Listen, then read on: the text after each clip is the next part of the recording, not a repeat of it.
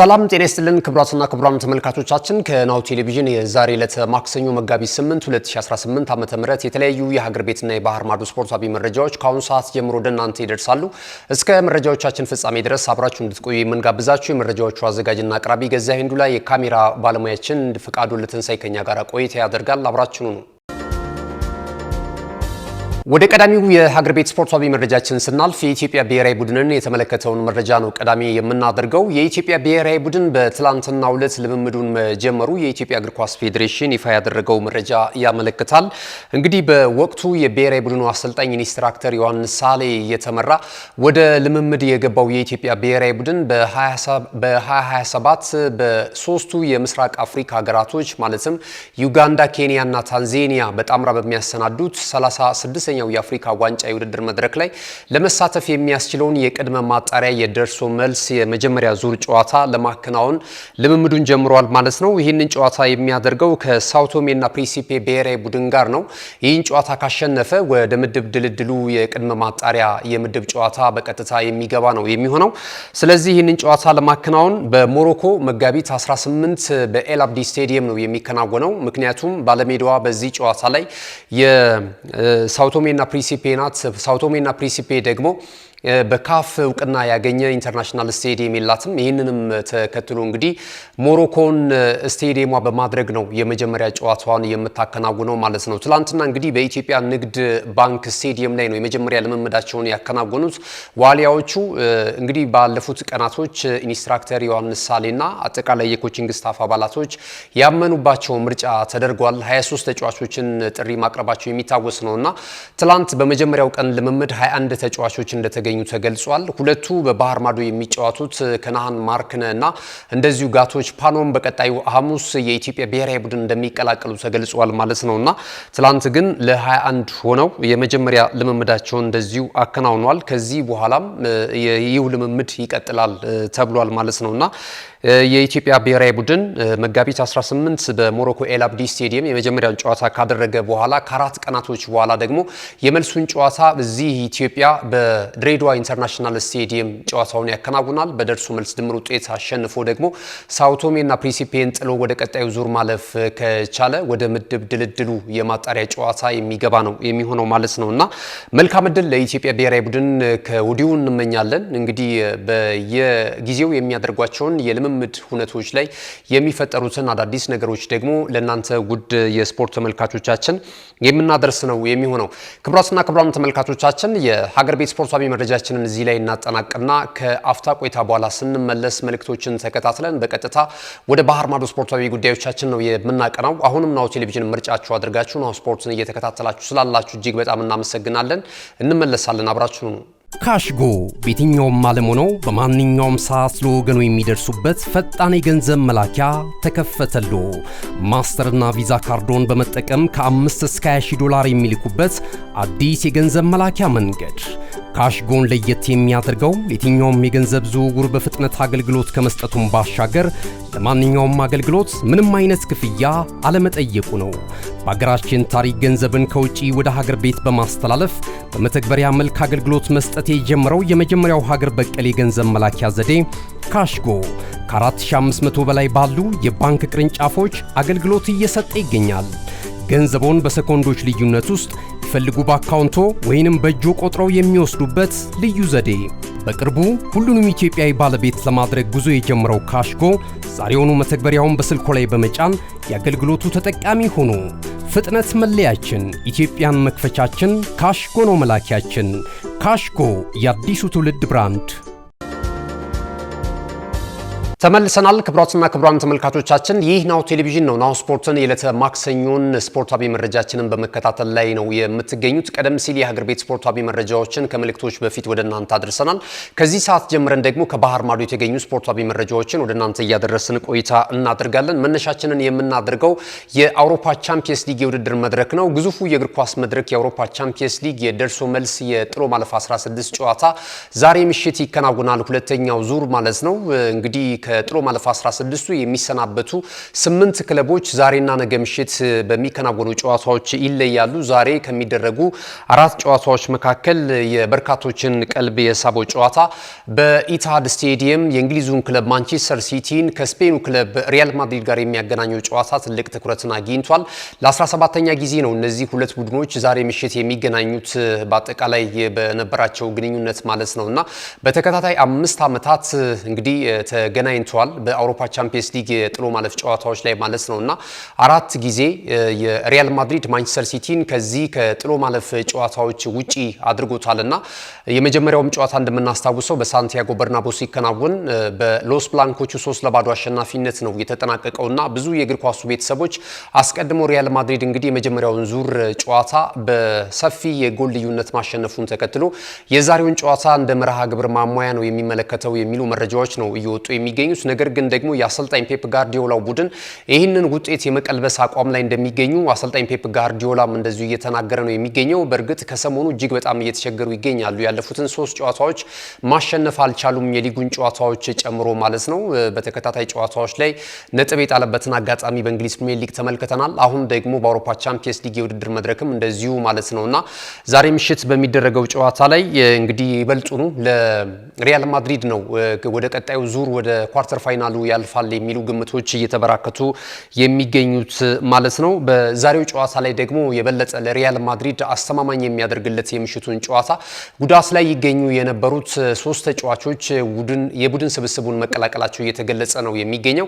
ክሊያን ምባፔ ባለፉት ጨዋታዎች ግራ እግሩ ላይ ጉዳት አስተናግዶ እንግዲህ በመጀመሪያውም ጨዋታ ላይ አልተገኘም ነበረ። አሁን ግን ልምምድ መጀመሩንና ለዚህ ጨዋታ ዝግጁ መሆኑ ተነግሯል። ወደ እንግሊዝም ስለመብረሩ ነው እየተገለጸ የሚገኘው ይህንን ጨዋታ ለማከናወን ከሚጓዘው የሪያል ማድሪድ የቡድን ስብስብ ጋር በመሆን ማለት ነው። ሌላኛው የአማካኝ ስፍራ ተጫዋቹ ጆዲ ቤሊንግሃም ነው። ቤሊንግሃምን በተመሳሳይ እንደዚሁ ለሳምንታት ከጉዳት ርቆ እንደነበር እናስታውሳለን። አሁን ከጉዳቱ አገግሞ ለዛሬ ምሽቱ ጨዋታ ዝግጁ መሆኑ ተገልጿል ማለት ነውና የበለጠ እነዚህን ከዋክብቶች ማግኘታቸው ደግሞ የአሰልጣኝ አልቫሮ አርቢዮላው ቡድን የበለጠ ጠንካራ እንዲሆን ያደርገዋል በምሽቱ ጨዋታ ማለት ነው።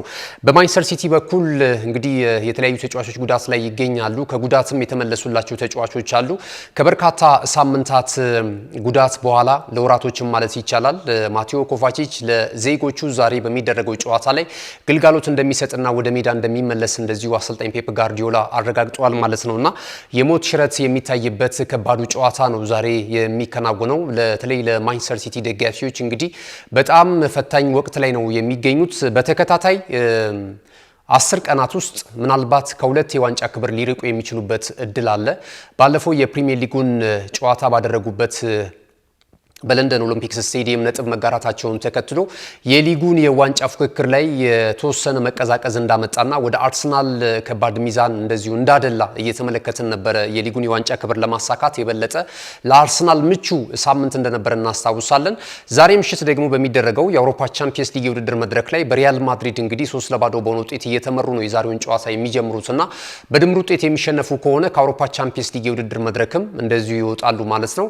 የፊታችን እሁድ ደግሞ በግዙፉ ዌምብሌይ ስቴዲየም የሚደረግ የካራባው ካፕ የፍጻሜ ጨዋታ አለ። በዚህ ጨዋታ ላይ ባላንጣቸውን አርሰናልን ነው የሚገጥሙት። እነዚህ ሁለት ክለቦች ደርቢ ባይሆኑም ነገር ግን ደግሞ ያለፉትን አመታቶች በሊጉ እያሳዩ ያለው ፉክክር ደግሞ ለሻምፒዮናነት በሚደረገው ፉክክር ላይ ባላንጣ እያደረጋቸው ነው የሚገኘውና ከዚህ የመነጨ ነው የሁለቱ ቡድኖች ጨዋታ የፍጻሜ በካራባው ካፕ የሚጠበቀው ማለት ነውና ከዚህም ጨዋታ እንግዲህ ይህንንም ዋንጫ የሚያጣ ከሆነ አንድ የሚቀረው የኤፍኤ ካፕ የውድድር መድረክ ብቻ ነውና እነዚህ 10 ቀናቶች የሚቀጥሉት ዛሬ ምሽትን ጨምሮ በጣም ከባድ ሳምንት ሊሆን እንደሚችል አሰልጣኝ ፔፕ ጋርዲዮላው ቡድን እየተገለጸ ነው የሚገኘው። ሌላኛው አርሰናል ነው እንግዲህ በቀጥታ ከዚህ ቡድን ጋር የሚገናኙት አርሰናሎች ናቸው በሊጉና በካራባው ካፕ ማለት ነውና ለነሱም እንደዚሁ ተርኒንግ ፖይንት ነው የሚሆነው።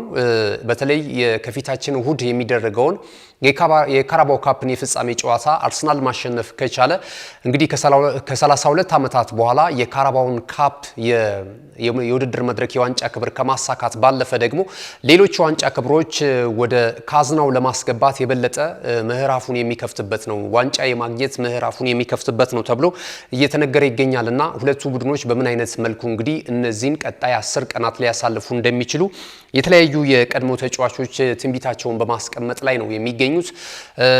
ጄሚ ካራገር አስተያየት ሰጥቷል። በተለይ ደግሞ የሚቀጥሉት 10 ቀናት ለሲቲ እና ለአርሰናል እጅግ በጣም ፈታኝ ነው። አርሰናሎች እንግዲህ ከትልልቅ የዋንጫ ክብሮች ጋር ለመታረቅ በሚያደርጉት ፉክክር እነዚህ 10 ቀናቶች ላይ ትኩረት አድርገው መስራት አለባቸው የሚል አስተያየት እንደዚሁ እየሰጡ ነው የሚገኙት ማለት ነውና ዛሬ ምሽት የሚደረገው የሪያል ማድሪድ እና የማንቸስተር ሲቲ የኢታድ ፍልሚያ እጅግ ትኩረትን ስቧል ማለት ነው በበርካታ የእግር ኳሱ አፍቃሪያን ዘንድ። ሌሎችም ጨዋታዎች ይደረጋሉ። ምሽት 2:45 ላይ የሚደረገው የፖዶ ጊልሚት እና የስፖርቲንግ ሊዝበን ጨዋታም የበርካታ የእግር ኳስ ቤተሰቡን ቀልብ ስቧል። በእርግጥ የመጀመሪያው ጨዋታ በኖርዌው ክለብ 3-0 አሸናፊነት ነው የተጠናቀቀው። አሁን ደግሞ በፖርቹጋሉ ክለብ እንደዚሁ ስፖርቲንግ ሊዝበን ውጤቱን ለመቀልበስ ዛሬ ጨዋታውን ያደርጋል። ምሽት 2:45 ነው የሚደረገው። በፖርቹጋል ነው ይህ ጨዋታ የሚከናወነውና ይህን ጨዋታ የበለጠ ግምት የተሰጠው በዘንድሮ ዓመት በአውሮፓ ቻምፒየንስ ሊግ የውድድር መድረክ ላይ ክስተት ሆኖ በርካቶችን እያስገረመ የሚገኘው የኖርዌው ክለብ ፖዶ ጊልሚት ነው። ከዚህ ቀደም እንግዲህ ትልልቅ ጨዋታዎችን በማሸነፍ ብዙዎችን አስገርሟል። አትሌቲኮ ማድሪድን፣ ኢንተር ሚላንን፣ ማንቸስተር ሲቲን ጨምሮ ማለት ነው። አሁን ደግሞ ስፖርቲንግ ሊዝበንን 3-0 በሆነ ውጤት እየመራ ነው ወደዚህ ጨዋታ የሚገባው። የበለጠ እንግዲህ ለፖዶ ጊልሚት ብዙዎች ትኩረት ሰጥተውታል። ሌሎች ምሽት 5 ሰዓት ሲል ጅማሯቸውን የሚያደርጉ ትልልቅ ጨዋታዎች አሉ።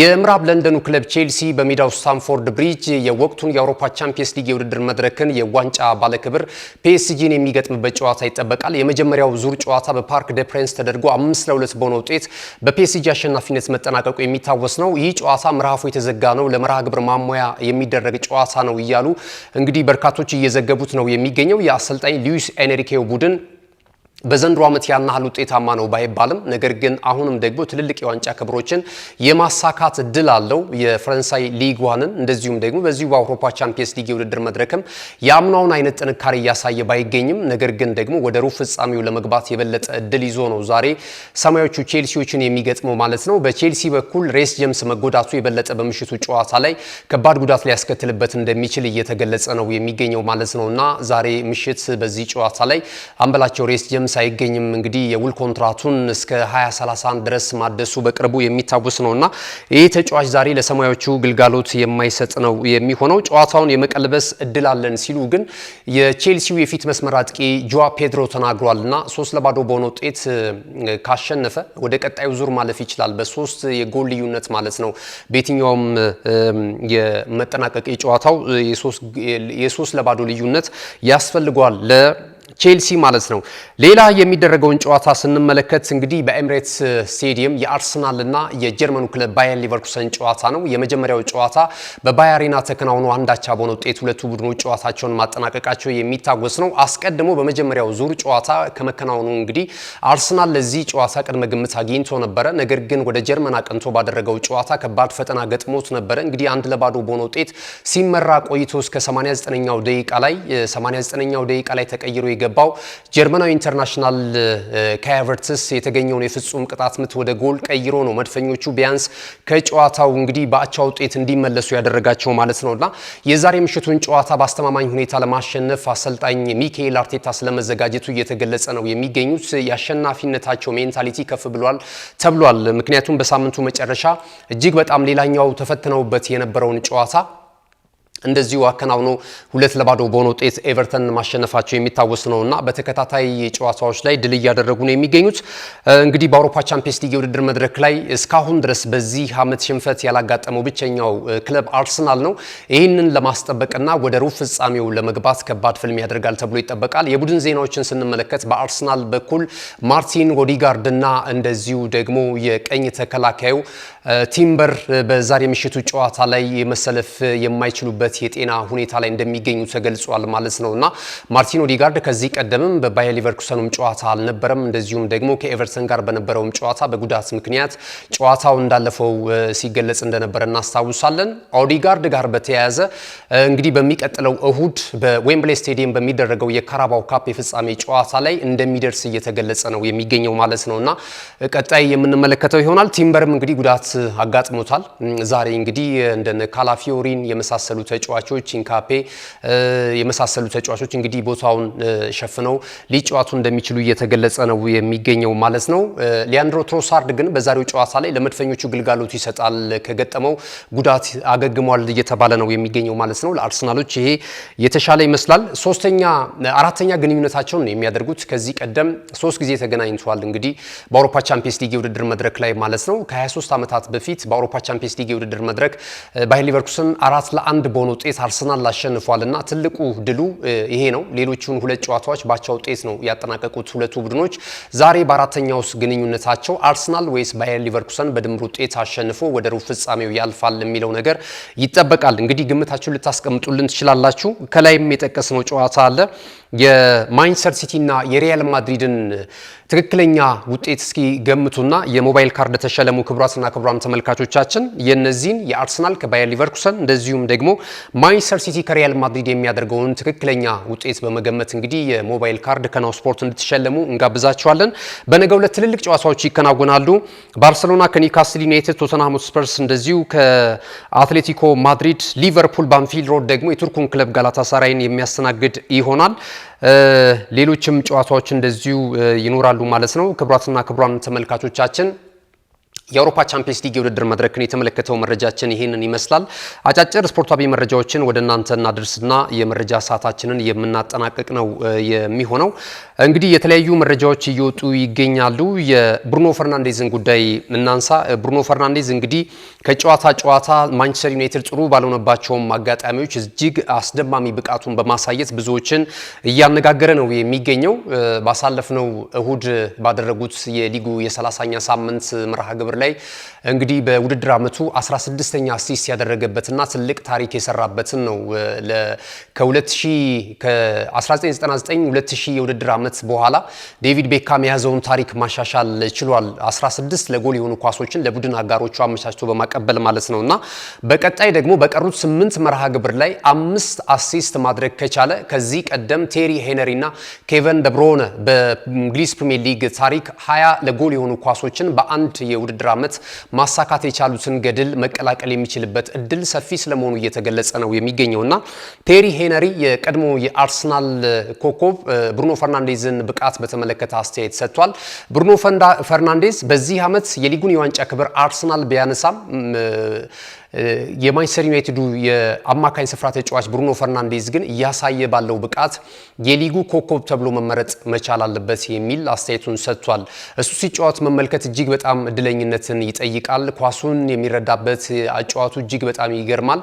ለክለቡ ደጋፊዎች ብቻ ሳይሆን እግር ኳስን ለሚወዱ ገለልተኛ ደጋፊዎች ጭምር እጅግ በጣም አስደሳች ነውና ብሩኖ ፈርናንዴዝ ያለ ዋንጫ ክብር ከማንቸስተር ዩናይትድ ጋር መለያየት የለበትም እና ምናልባት በቀጣይ ቡድኑ ተጠናክሮ የሚቀጥል ከሆነ የልፋቱን የዋንጫ ክብሮች በማንቸስተር ዩናይትድ ማሊያ ቢያሳካ ደስ ይለኛል የሚል አስተያየት ሰጥቷል።